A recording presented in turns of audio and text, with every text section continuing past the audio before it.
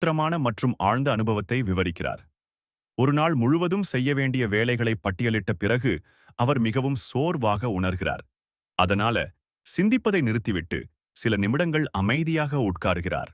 அப்போது குளிர்காயும் அடுப்பிலிருந்து வரும் நெருப்பின் நிழல்கள் சுவரில் நடனமாடுவதை பார்க்கும்போது அவர் ஒருவித தியான நிலைக்குச் செல்கிறார். அவரது உடல் சோர்வாக இருந்தாலும் மனம் தெளிவாகவும் நிகழ்காலத்தில் முழுமையாகவும் இருக்கிறது.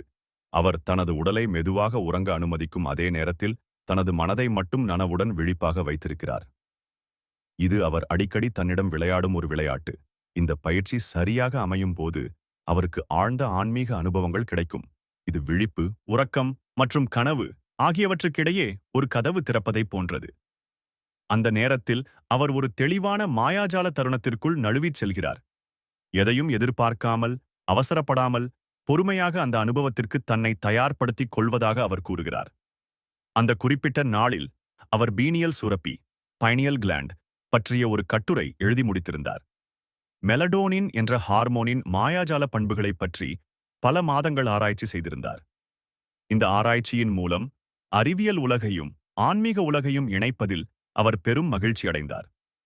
அமெரிக்க பழங்குடியினரின் ஷாமனிக் தரிசனங்கள் மற்றும் இந்து மதத்தின் சமாதி நிலை போன்ற பழங்கால கலாச்சாரங்களின் மாய அனுபவங்களுக்கும் பீனியல் சுரப்பியின் வளர்சிதை மாற்றங்களுக்கும் உள்ள தொடர்பை அவர் கண்டறிந்தார்.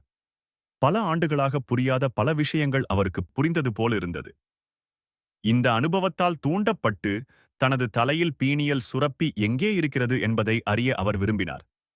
"நீ எங்கே இருக்கிறாய்?" என்று தற்செயலாக அந்தச் சுரப்பியிடம் கேட்டார். அவர் தனது கவனத்தை மூளையில் பீனியல் சுரப்பி இருக்கும் இடத்தில் செலுத்தி இருளில் மூழ்கிய போது திடீரென்று ஒரு முப்பரிமாண வட்டமான குமிழ் போன்ற பீனியல் சுரப்பியின் தெளிவான பிம்பம் அவர் மனதில் தோன்றியது. அதன் வாய் ஒருவித வலியால் அகலமாக திறந்திருந்தது போல காட்சியளித்தது.